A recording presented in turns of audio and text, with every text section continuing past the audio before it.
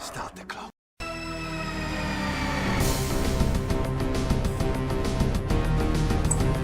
Okay, folks, just a quick and dirty short one. Not much to report tonight. Apparently, Doctor Who was, well, shall we say, well, they were filming today, but the only drawback was they were here. Good old MOD Carowin military base, so that's closed off to the public, and that is why you will get no filming pictures today. Apparently, from what I'm reading out here on Twitterland, they're going to be at Senny Bridge tomorrow, or Senny Bridge Wednesday.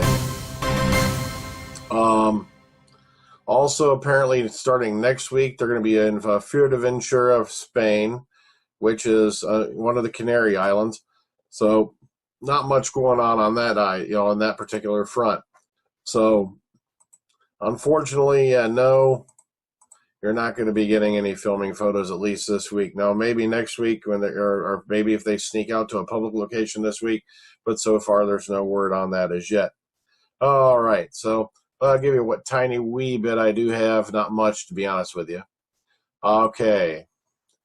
All right, first up off the top, and this is a very, very, touching article. This is over on The Guardian. Christopher Eccleston, dementia dismantled my father's personality. As the devastating disease took over my father, I struggled to salvage a loving relationship before finding a new way to enter his world with crosswords, Shakespeare, and humor. And this is a touching thing with Chris Eccleston. Very, very, heart-wrenching read there about what, he went through with his dad.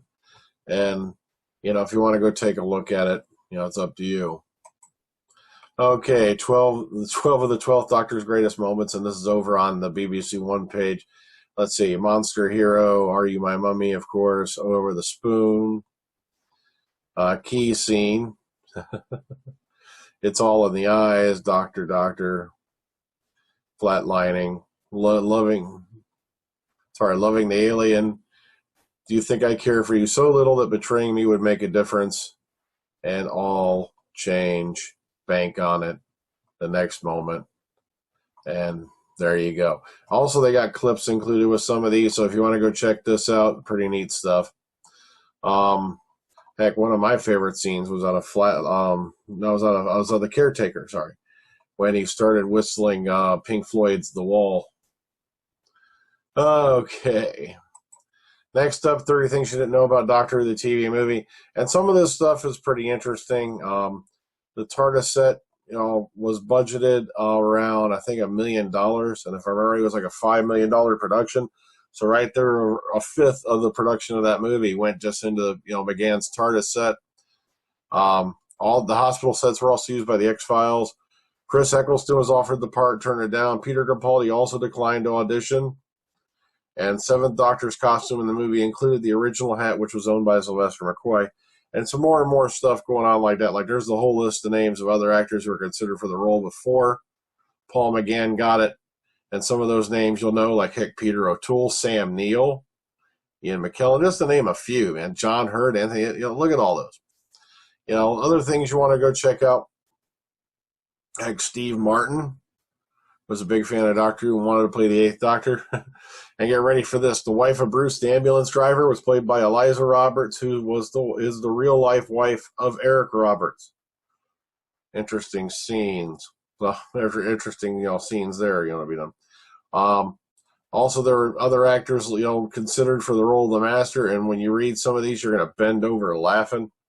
Come on, Dan Aykroyd, Steve Buscemi, Chevy Chase. You got to be a little bit nuts there. All right, and of course, The First Kiss was in this movie.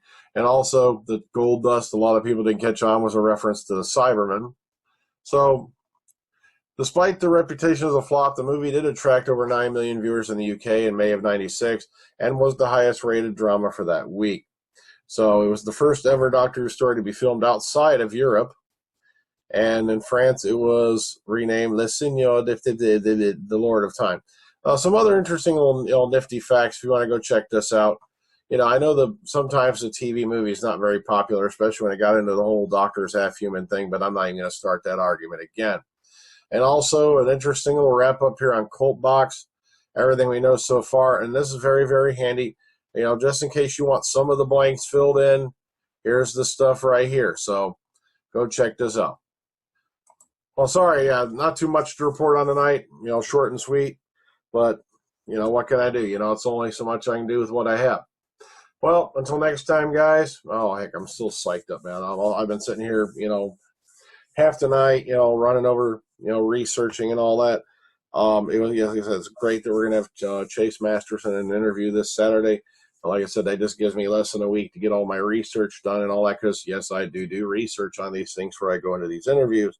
And also, I'm sitting here writing down questions, typing them out and whatnot, just so I can be prepared for it. So it's going to be a fun time. I'm going to, you know, of course, I still get a wee bit nervous. You know, this is a lady I was first introduced to back in Deep Space Nine as a character named Lita, a Bajoran. And she's just been a force of nature from there. I mean, I've been seeing her and hearing her and many other things since. But, you know, hopefully we'll have a little fun with that. Okay, so until next time, guys, take care. Catch you all in the future. Have a good one. See you all tomorrow.